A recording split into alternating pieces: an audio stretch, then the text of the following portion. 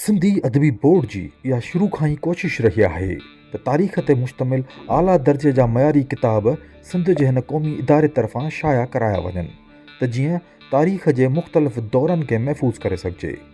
इन ॾिस में मान वारे चेयरमैन साईं मखदूम सईद ज़मा आतिफ़ साहब जी ख़ासि दिलचस्पीअ तहत बोर्ड तरफ़ां वधि खां वधि तारीख़ी ऐं मालूमाती किताब शाया थी रहिया आहिनि। संदसि इल्मी ऐं अदबी घराणे सां वाबस्ता हुअण सबबि बोर्ड तरफ़ां नवां किताब अवलियत जे बुनियाद ते शाया करे मंज़र आम ते आणण लाइ बोर्ड जी पब्लिकेशन कमेटीअ जे मेंबर साहिबान जी मुशावरत सां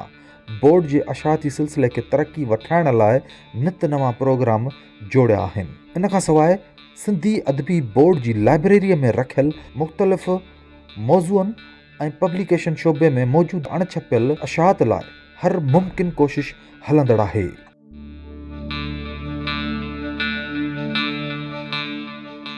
अॼोके तारुफ़ में मौजूदु किताब सिंध मदरसतुल इस्लाम जो सिंध जे इल्मी अदबी सियासी तारीख़ में हिसो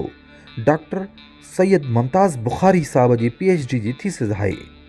जेको सिंध जे क़दीम तालीमी मदरसे सिंध मदरसतुल इस्लाम जे बुनियादी तारीख़ जो अहम ऐं तारीख़ी दस्तावेज़ आहे, जंहिंमें मदरसे जो तारीख़ी पस मंज़र ऐं उन जे बानी ख़ान बहादुर हसन अली आफंदी ऐं संदसि मददगार साथियुनि जी ज़िंदगीअ जो अहवाल जामिया अंदाज़ में कलमबंद कयो वियो आहे। किताब जे मवाद खे 3 भाङनि में विरायो वियो आहे। पहिरियों भाङो सिंध जे आगाटे तालीमी निज़ाम ऐं अंग्रेज़ दौर जे अहवाल ते मबनी आहे, जंहिंमें हिन अहम इदारे खे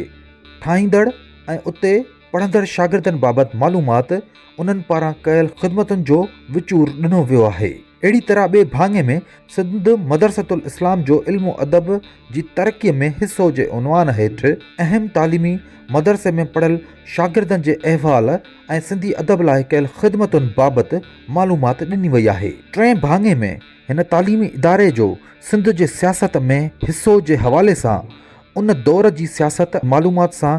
गॾोगॾु सिंध जी सियासी हालतुनि ऐं सिंध मदरसतुल इस्लाम में पैदा कयल सियासतदाननि जे अहवाल ते मुश्तमिल आहे।